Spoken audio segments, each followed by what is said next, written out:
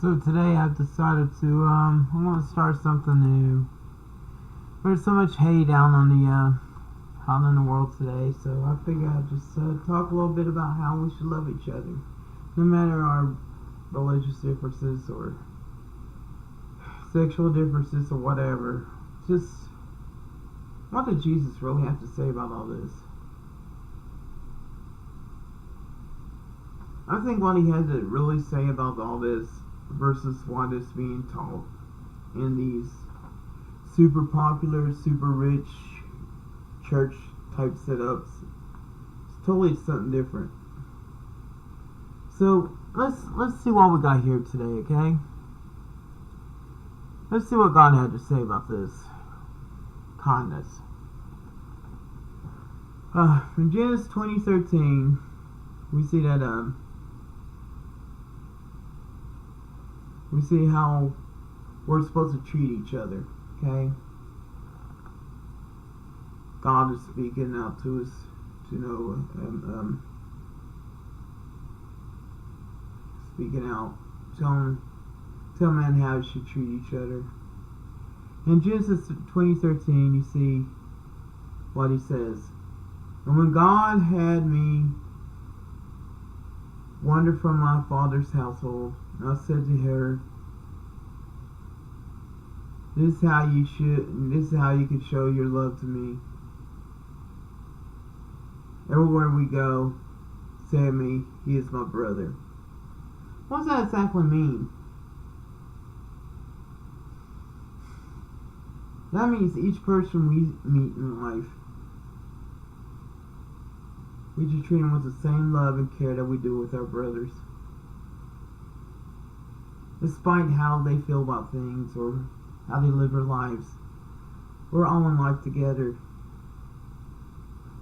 If we go down a little bit further,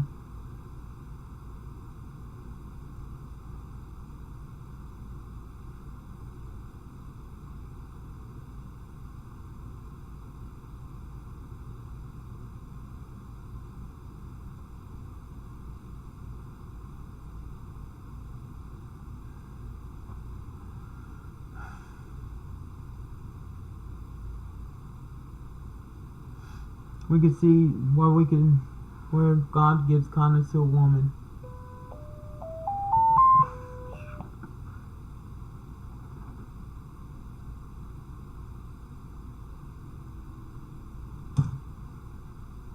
Kindness to women.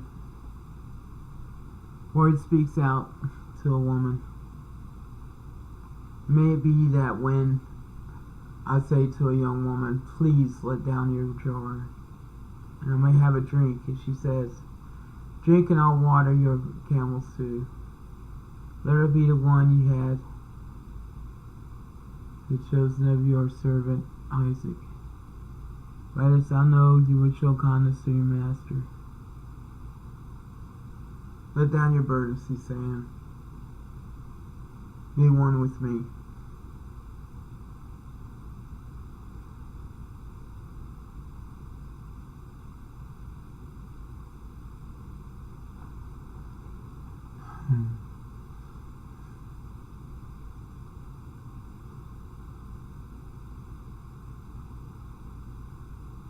And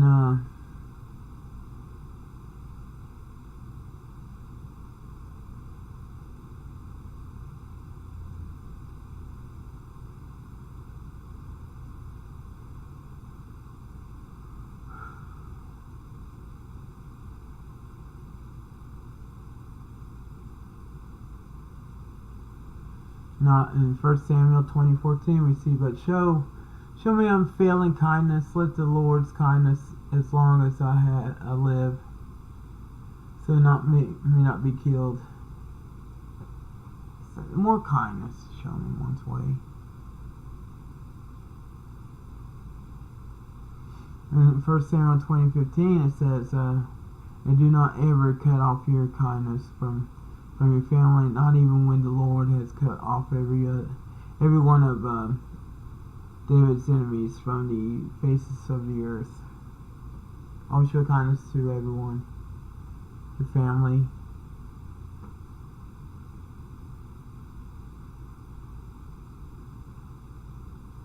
God bless His kindness.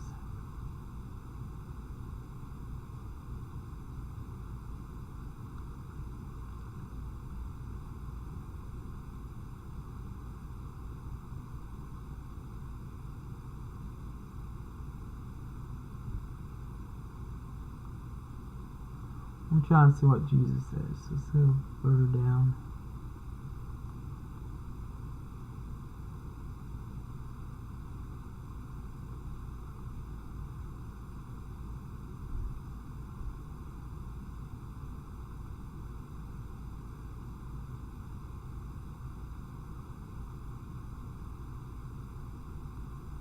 Oops.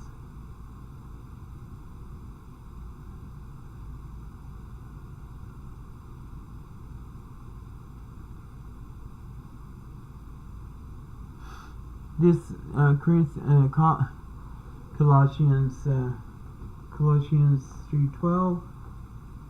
Therefore, as God's spoken people, holy and dearly loved, clothe yourselves with compassion, kindness, humility, gentleness, and patience, which is not being shown anymore. Anymore, it's about sharing memes about how evil a person is on the way they believe. How people of different religions shouldn't be able to share the same space as we do. But there in Colossians 3:12, it says clothe yourself with compassion, kindness, humility, gentleness, and patience. Your job as a Christian is not to judge. Your job as a Christian is to love.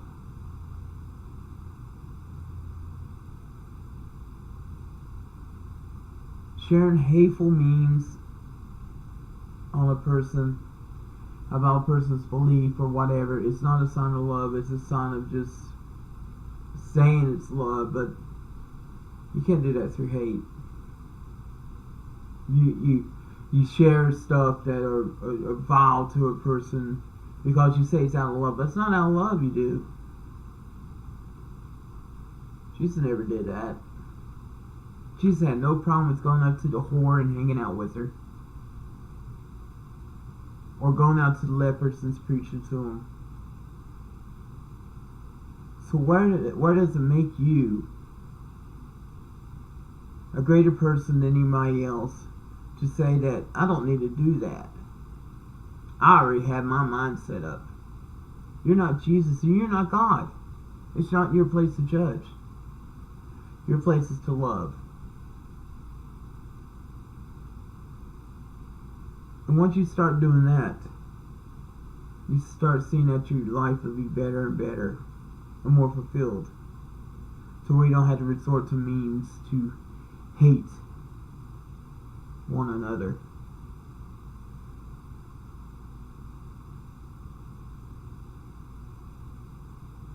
It's a shame. It's a shame we can't just live by these words.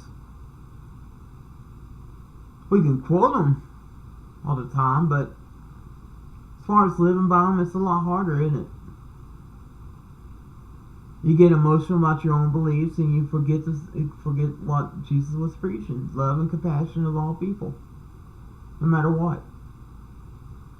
If he saw fit to lay down his life, even though he did ask God not to do it, but if he saw fit that he should lay down his life for you and anybody else out there, why can't you lay down your own beliefs long enough to see the other side and say, I love you no matter what? But instead, what are we faced with? What is shared on Facebook? Muslims are out to kill us. Mexicans are out to do this, that, and the other. A gay guy loving another gay guy has somehow impacted my life. It doesn't. You should love one another as you would love yourself. But from the way I see the memes on Facebook, it looks like you don't love yourselves very much yourself.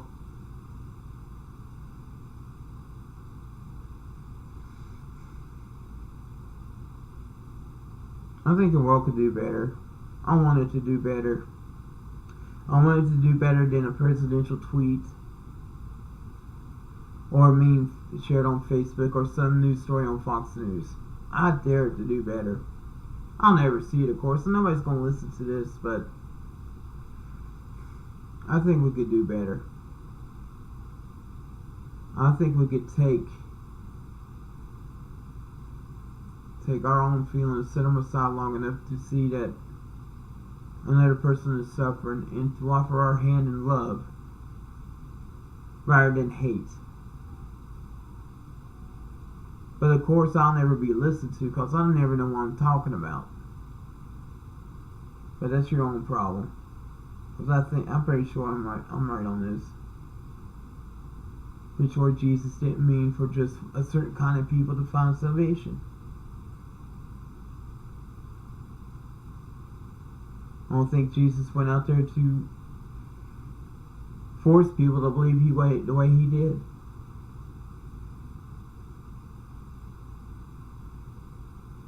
But you don't want to live by Jesus. You want to live by what Fox News and what Facebook tells you to live by, which is a shame. Because I'll tell you why. The people tell you you need to tithe all the time or driving around in Cadillacs while you're driving around in escorts. Okay?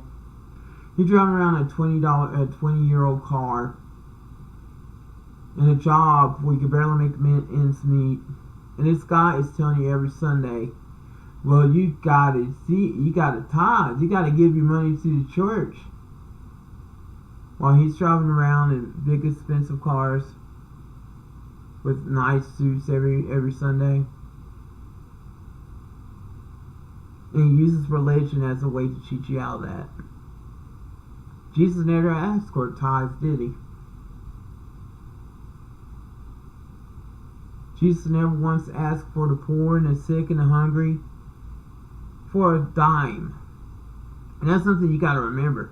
Jesus didn't go out on a TV show and say, "Hey, if you give me $20 right now, I'll give you some enchanted water to help you out." That's what people are forgetting. Jesus never asked for a dime for what he did. He did it because he loved people. And once you start realizing that, then you start becoming more of a whole person. Because you see, Jesus never asked a dime from anybody to do anything. He did it out of compassion. He didn't say, "Well, if you don't give me so much money, Jesus ain't gonna make you. God ain't gonna make you rich." Jesus, if you notice through the Bible, Jesus didn't hang out with the rich, did he? He chased out the money changers in Passover out of the temples, did he not? Am I wrong? He didn't spend all his time with the rich people. He didn't spend his time waiting for money to come in and to do things for the people who can't see. He picked up the mud out of the water, and he spread on their eyes so they could see again. He touched the lepers so they could be healed again, which is more than you could say for these fools who keep asking you for donations every Sunday, while they walk around in $200-$300 suits, while you're trying to make a power bill.